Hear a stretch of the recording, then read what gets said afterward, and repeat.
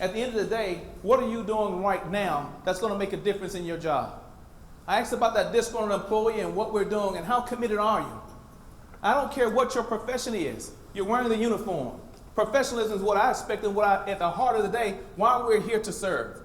Earlier crowd, I asked this, and I want to give you an example because at the end of the day, I found it funny. I died laughing after the fact. The airmen I talked to didn't think so. Others giggled too. So here's what we have. You know, how many of y'all are familiar with the CFC? Combined Federal Campaign. Right now we're running AFAF, right? Air Force Assistance Fund, correct? Now, when we get ready to understand those things, I want to tie this because volunteerism came to mind when we talk about commitment and doing the things that make our wing successful and our airmen. So when we get ready to come down to it, there's a letter that comes to the wing and says, we need a CFC coordinator. How do we find that person?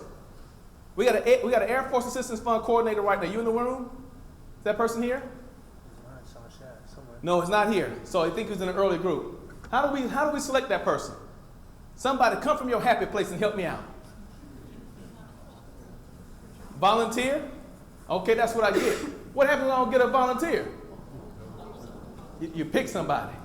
Okay, I'm trying to find me a master sergeant. Here, how you doing?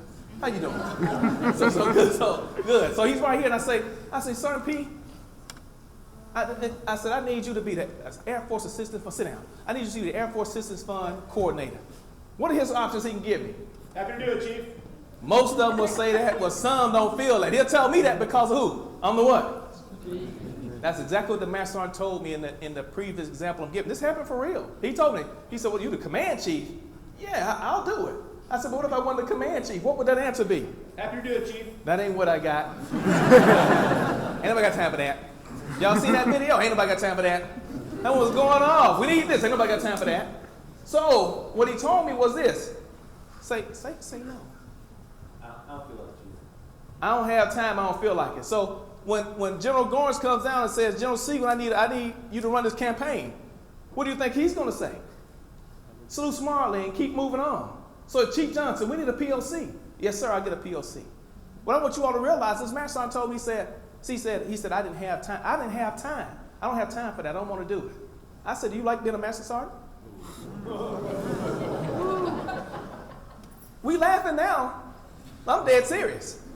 When did you feel like additional duties didn't come with your pay, grade, rank, and responsibility? We call it additional duties, team. I say team. I ain't looking for no. This commits with your rank and grade. Guess what you're fixing to get ready to go do? You better get after it. Get after it. Chief Johnson said it. Get after it. Volunteerism only exists when I'm looking for somebody to be happy. But everybody's not going to be happy when you pick someone to say, I need this done. Do you think your commanders have that flexibility?